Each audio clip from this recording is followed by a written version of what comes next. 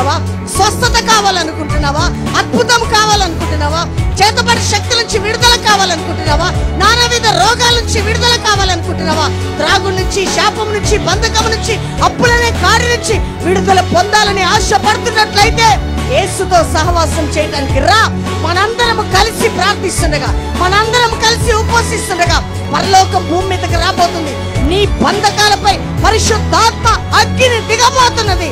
దేవుని శక్తి నీ కుటుంబంపై, నీ సంఘంపై, నీ సేవపై, నీ పట్టణంపై, నీ పరిస్థితులపై దేవుడు తన అభిషేకాన్ని ఇవ్వబోతున్నాడు యేసు నామములో. ఆమేన్.